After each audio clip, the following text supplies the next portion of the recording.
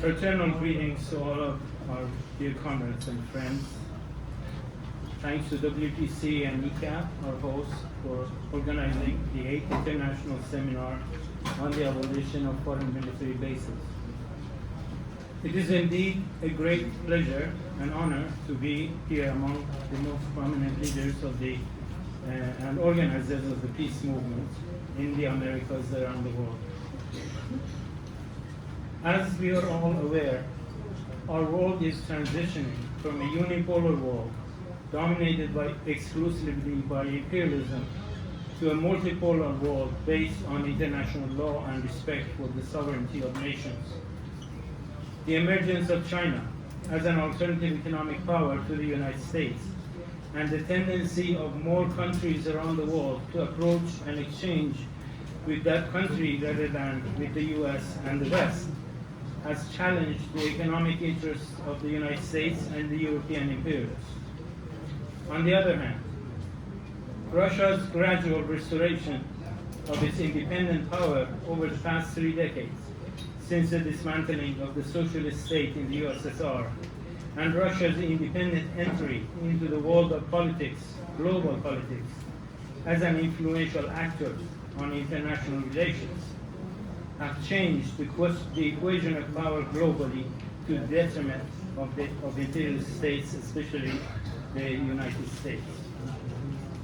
With the entry of Russian military into Ukraine, this process was elevated from a gradual quantitative change to a qualitative transformation of power relations at the global level, increasingly shaping global trends and every passing day. With this qualitative shift, countries of the South are forming a new set of financial, economic, political, and military relations with China and Russia on the one hand, and amongst themselves on the other. This is increasingly resulting in the political, economic, and financial isolation of the imperialist camp globally. Today, countries of the South, with different political and economic systems, and varying degrees of justice and freedom for their domestic populations, are strengthening ties with each other with joint economic, political, and military treaties, regional and trans-regional, through which they are increasing their ability to resist economic pressure, sanctions, and military threats by imperialist war machine NATO.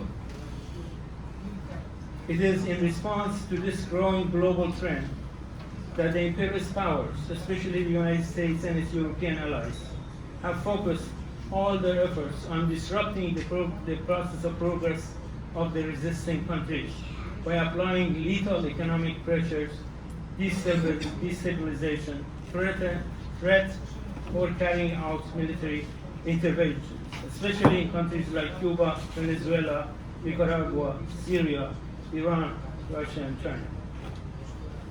Israel's criminal and illegal bombardment and invasion of Gaza and other Palestinian territories with full support of the United States imperialism is an integral part of this reactionary effort by the imperialist states.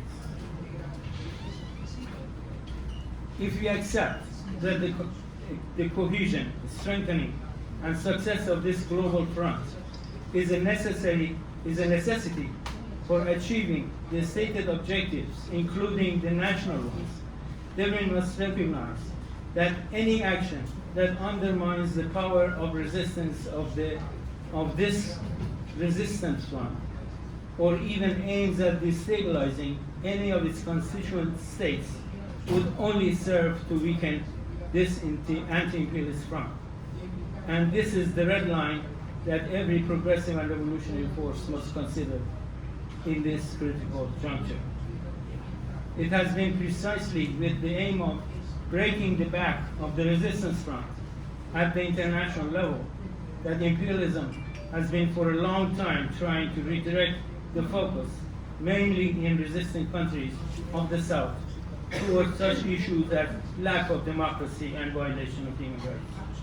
In other words, imperialism is now trying to instill in the minds of the oppressed masses that achieving social justice, democratic freedoms, and human rights is possible under the conditions of global imperialist domination.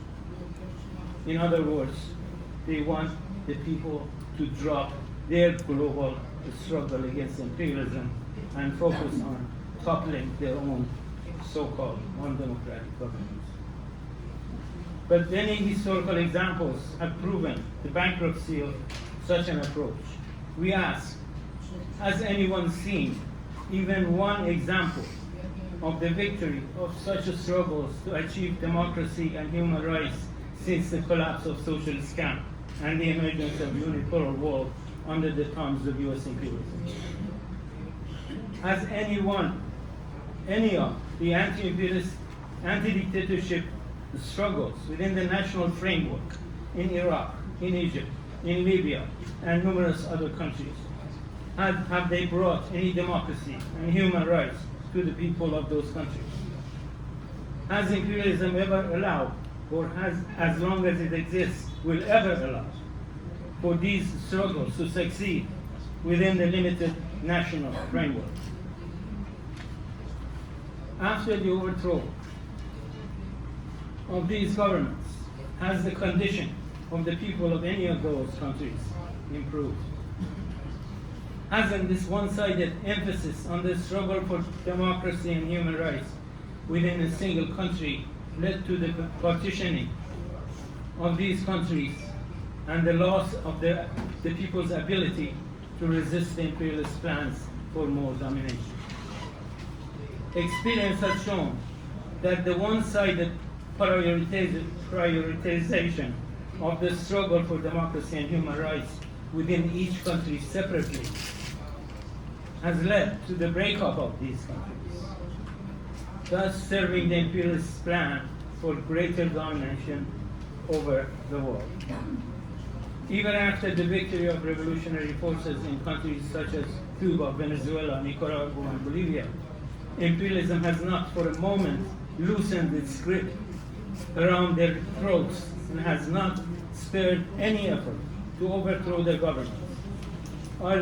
Are these facts convincing reasons for creating and strengthening a united front against imperialism? It should have been made clear by now that without ending imperialism's global domination and exploitation of the peoples, no democracy, social justice, or human rights can be achieved for any nation of the world. Our most urgent task, therefore, is to prioritize anti-imperialist struggle and create a unified and global anti-imperialist front that is capable of mobilizing and organizing all the forces that support the present transition to a peaceful, multipolar world based on respect for international law and sovereignty of all nations. I salute our comrades in South America and the Caribbean, and especially our comrades in Cuba, for their resolute struggle against imperialism. I am sure that sooner than later, we will together create a world free of imperialism, exploitation, and oppression. Long live Cuba! Long live socialism! Viva!